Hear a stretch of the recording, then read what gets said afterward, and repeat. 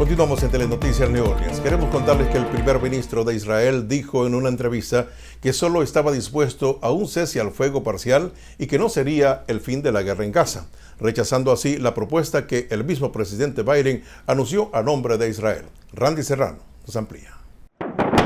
El gobierno de Israel está lejos de ponerle fin a la guerra en Gaza. Incluso el primer ministro del país ya habla de otro conflicto y contra otro grupo. Benjamin Netanyahu dijo en una entrevista este fin de semana que aunque la fase de ataques intensos en Rafah ya está por terminar, la guerra contra Hamas continuará, mientras que envía al norte del país tropas para confrontar al grupo libanés Hezbollah. El temor es que esos enfrentamientos se amplíen y se provoque una guerra más amplia. Si ellos no retroceden, si ellos no ceden un poco las amenazas, entonces ya parece que Israel está en posición, está ya más dispuesto a lanzar ese tipo de ataque. Netanyahu también le echó agua fría al más reciente acuerdo para un cese al fuego, diciendo que solo estaba dispuesto a un convenio parcial y arremetió nuevamente contra Estados Unidos, asegurando que ha bajado significativamente la cantidad de armamento que le manda a Israel. Algo que la Casa Blanca ha negado. En Israel este lunes el Foro de Familias de los Rehenes reveló lo que parecían ser nuevas imágenes perturbadoras del 7 de octubre, cuando víctimas de Hamas fueron secuestradas. Los familiares de esos rehenes dijeron que hicieron público el video porque hasta ahora habían sido autorizados por las fuerzas de defensa de Israel. Es incierto quién cubrió los rostros en el video. Mientras tanto, en Washington y ante manifestantes llegó a una reunión con el secretario de Estado, el ministro de Defensa de Israel. Aunque Estados Unidos no tiene previsto involucrarse en un conflicto en el Medio Oriente, se teme que la tensión entre Israel y Hezbollah en Líbano ponga en riesgo la seguridad de personal militar estadounidense en esa zona. En Washington, Randy Serrano, Telemundo. Muchas gracias, Randy. Y en Honduras, la presidenta Xiomara Castro se reúne con su homólogo guatemalteco. Estas y otras informaciones de nuestros países.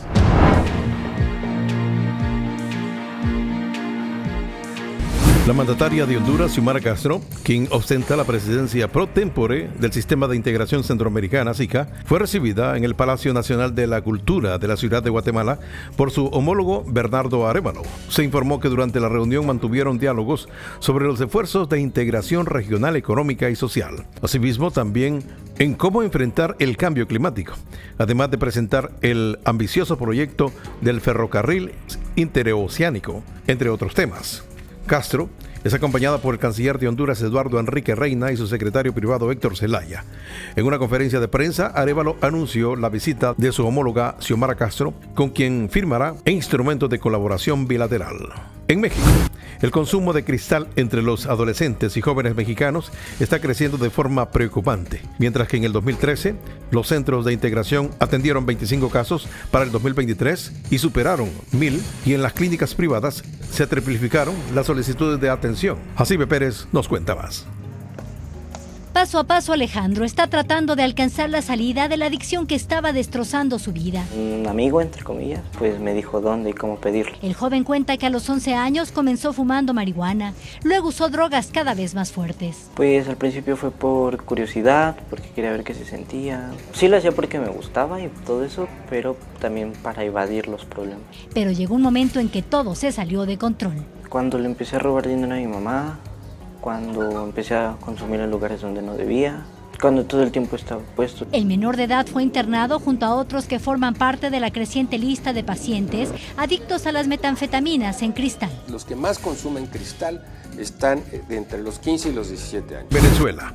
La principal coalición opositora de ese país denunció el uso de la desinformación en la que las campañas políticas de cara a la presidencia para el 28 de julio, en referencia a unas imágenes que muestran un pizarrón detrás del líder del bloque, María Corina Machado, con la palabra eliminar, escritas junto a la sigla FANB, Fuerza Armada Nacional Bolivariana. La Plataforma Unitaria Democrática, a través de la X, rechazó que el uso de la desinformación como herramienta para hacer campaña política y publicó una imagen en la que Machado, con el pizarrón limpio, que defiende con la verdadera, y otra con el pizarrón rayado, sobre la que el bloque puso un falso en mayúsculas. Y en España, el presidente de Argentina, Javier Milei, alertó a Madrid de los riesgos de decadencia y catástrofe del socialismo e instó a no dejar arruinar la vida por las políticas de esa ideología, al tiempo que aludió al presidente del gobierno español, Pedro Sánchez, y su familia con una crítica velada.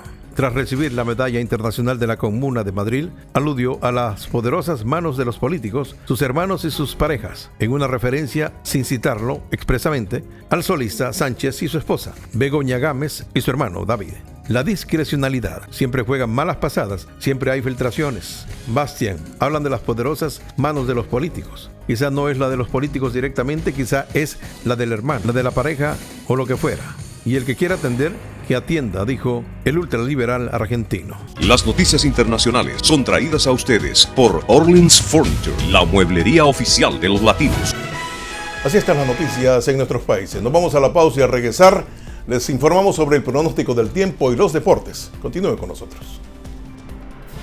Y se mantiene esta advertencia por calor durante las próximas horas con índices de temperaturas que estarán en los 3 dígitos. Vamos a tener, por supuesto, más detalles al regresar en el pronóstico del tiempo.